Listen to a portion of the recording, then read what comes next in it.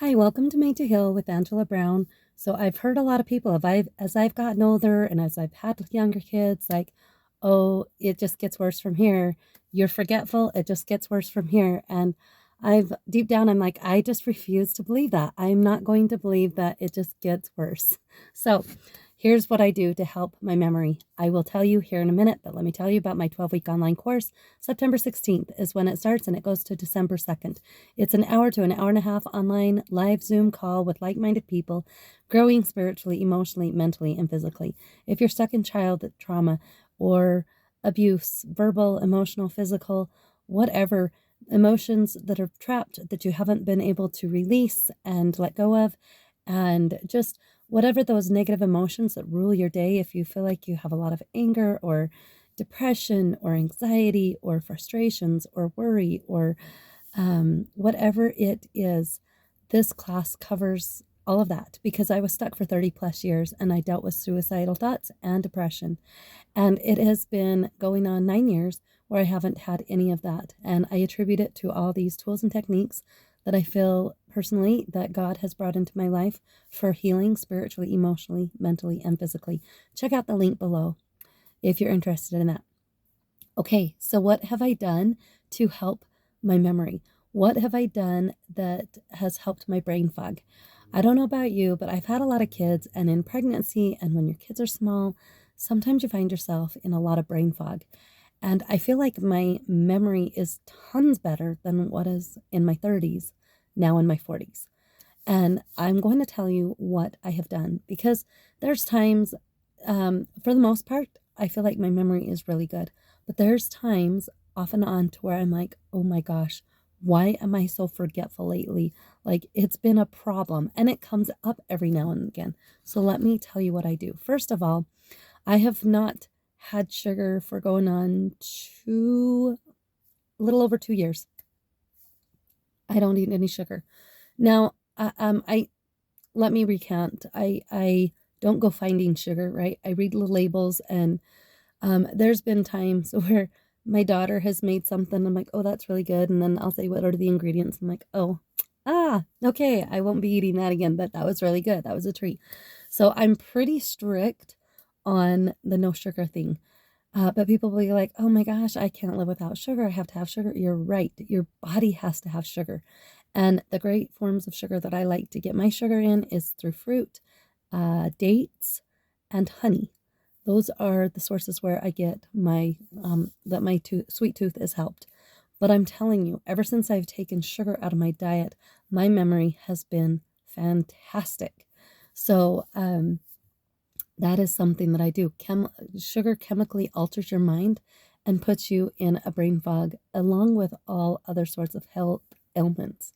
So it's just, and there's so many forms of sugar. It's not just sugar that you read on a label, but it's like high fructose corn syrup, um, uh, fructose, glucose, sucrose, not glucose, sucrose, fructose, maybe it is glucose, but any of those ones that end in that, aspartame, those are man made sweeteners that are awful, full of chemicals and not healthy for our bodies.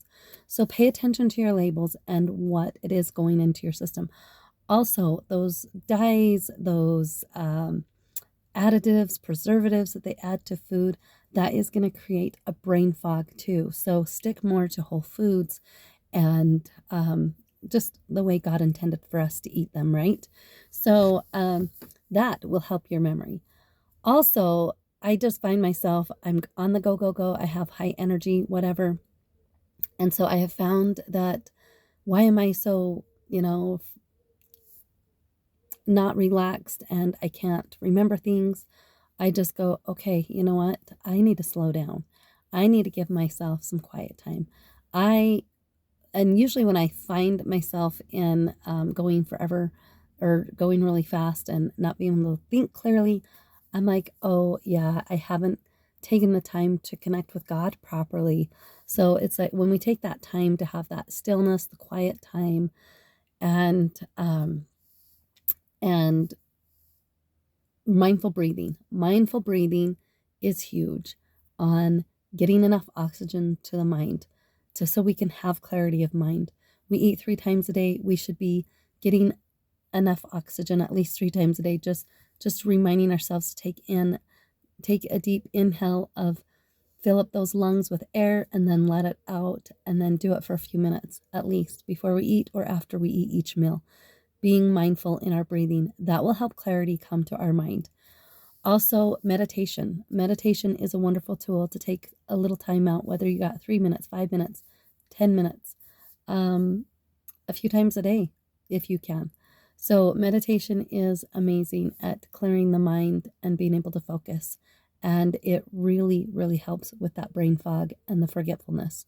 So, those are my tricks for having a good, improving on memory. And also, oh, this is a number one too. Make sure you're getting enough sleep. Sleep, it is so important that we get the 7 to 9 hours of sleep. Now, I get it. There's rare few ones that are like, oh, I only need 5 hours or 4. Those are very, very rare. Most people require 7 to 9 hours of sleep.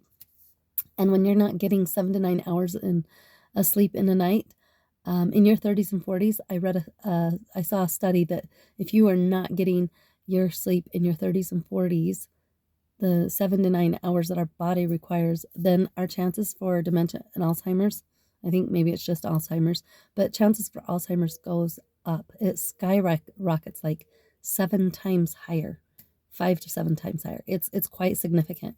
So it's important to get that sleep. It's important to be able to care for our body, self-care. And when we are taking care of ourselves in the forgetfulness department, we are healing spiritually, emotionally, mentally, and physically. So God bless. Please like and subscribe to my channel, share it with others, and until next time, bye.